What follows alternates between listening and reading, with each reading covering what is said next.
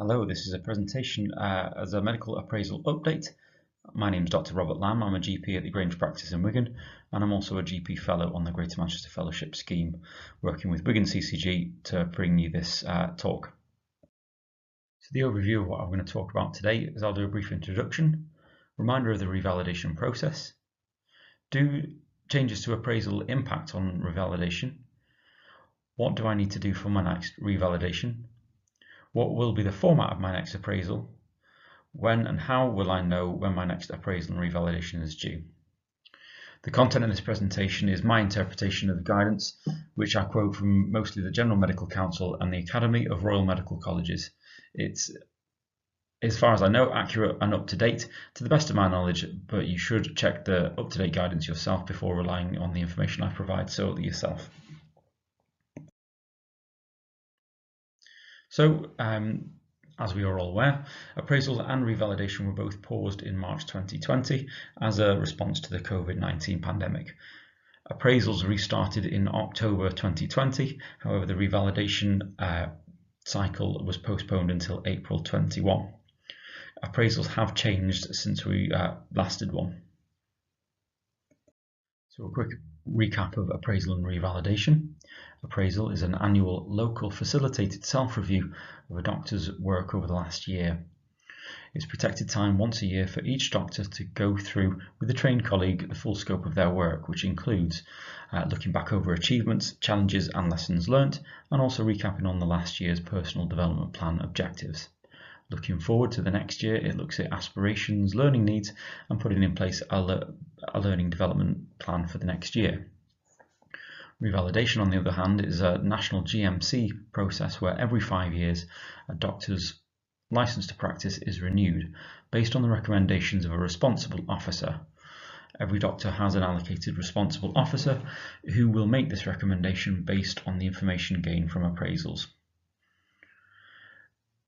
The measure at which we're deemed fit to practice is the Good Medical Practice document from the GMC. This has 4 domains of knowledge, skills and performance, safety and quality, communication, partnership and teamwork, and also maintaining trust.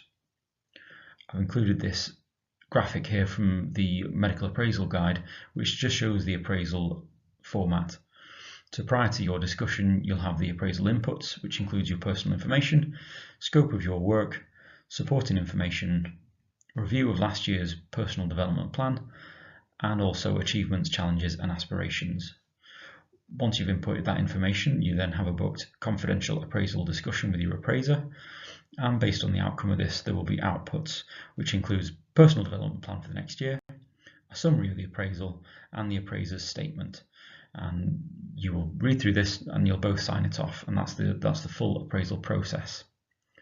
Given that there's 5 years in a revalidation cycle, typically people will have 5 appraisals, but this isn't always the case.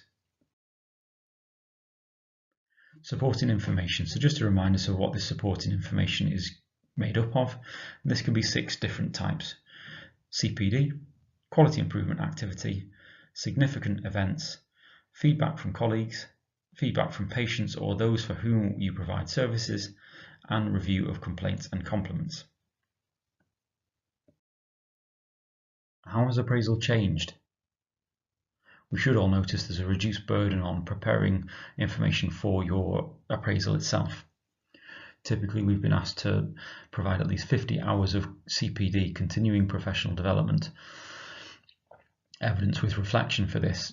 Now the emphasis is more on reflection in your appraisal discussion rather than before in the appraisal inputs. This reduces by far a lot of the time taken to prepare for your appraisal itself. You may notice this year that there's an increased focus on your own well-being. Coronavirus has had its impact on our work and our home lives as well. So there may be more of a discussion about how this has impacted on you and your family, and what you're doing to look after yourself. The overall structure of appraisal hasn't changed, so the diagram that I showed you is from before COVID, so the inputs remain the same, the discussion remains the same, and the outputs remain the same also. the amount of time and effort it takes to prepare for your appraisal is what's significantly reduced, and they suggest that about 30 to 40 minutes preparation is what is needed for an appraisal now. These changes have been produced by the Academy of Royal Medical Colleges, however they've been assured by the GMC.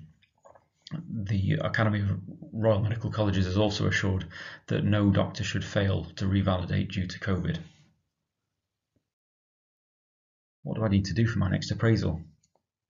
If you have any existing supporting information, you need to submit this already. Your pre-appraisal portfolio must include any significant events, compliments and complaints in which you are personally named or involved, and any items you've been asked to bring to your appraisal in the usual way. Highlight any missing supporting information necessary to your appraiser. This will include your MSF and PSQs and any other important supporting information.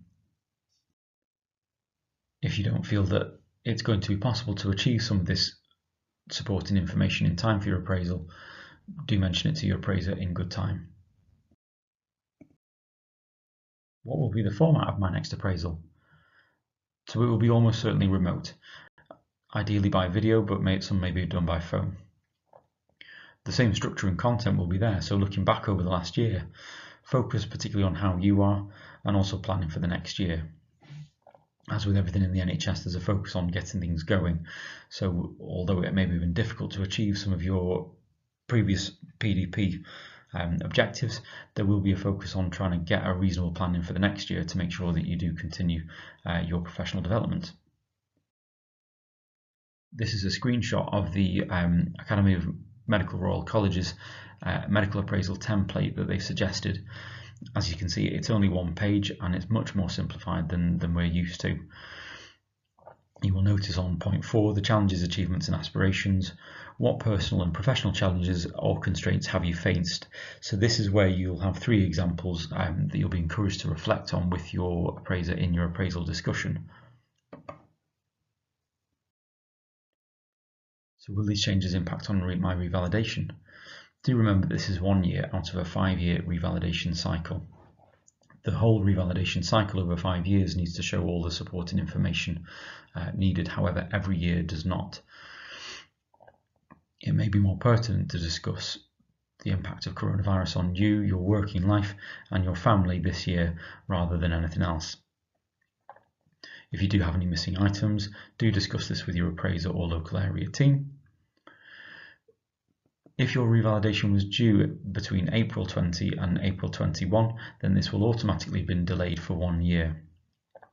If you've missed your last appraisal before revalidation is due, if this is after April 21, and you don't have all your supporting information, then it is wise to seek advice and help now from either your appraiser or the local area team.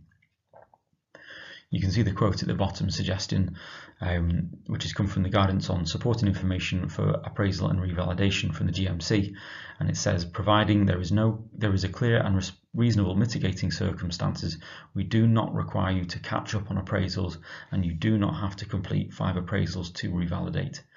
This information was even before coronavirus, so it's equally as applicable now. How and when will I know when my appraisal and revalidation will be? So appraisal dates can often be found on your appraisal platform, i.e. Clarity or 14 Fish. If not, you can find this information out from your appraisals team or your appraiser if you know who that is. Revalidation date can be found on the GMC online portal, and you can see that there if you log on to there. If your appraisal was due between March and September 2020, you may have had an approved missed appraisal. If you have any doubts about this, you can contact the local area team, and I've put the Greater Manchester team email address there.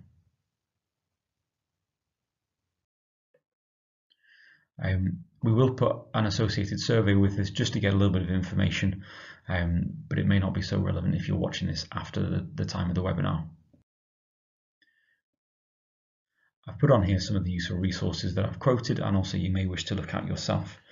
The top resource is the primary one I would direct you to, and is the Academy of Royal Medical Colleges, and this is the website where a lot of the information was gained from. There's a particularly useful FAQ section on there. If there's anything that we've not covered, I would check there first. You can also find a quick 2-page summary, key points for doctors is the second one down, and there's a more in-depth medical appraisal guide in the link below. You can also find the appraisal revalidation template, which you may wish to use, or you can carry on using your own appraisal platform. There's a website that I came across called gpappraisals.uk, which with an excellent talk by Dr. Paula Wright, which covers alternative aspects that I've not gone over. You may wish to watch this. Thank you for tuning in. I hope it's been useful for you. For those of you watching from the Wigan area, this was produced as part of our webinars programme. We're going to hopefully be running this fortnightly for the foreseeable future. As opposed to the successful podcast series, we're hoping to offer kind of bite-sized content with interaction allowed. So we're hoping to link between primary and secondary care and also allow you to have your questions answered as well. So it will serve a different purpose. We would welcome your feedback as to how things are going, any suggested improvements, and also importantly the content we want to be driven by you. So if you do have content you want us to cover, please do let us know. I hope that's been useful for you, and any questions, don't hesitate to give us an email and we'll try and answer your questions.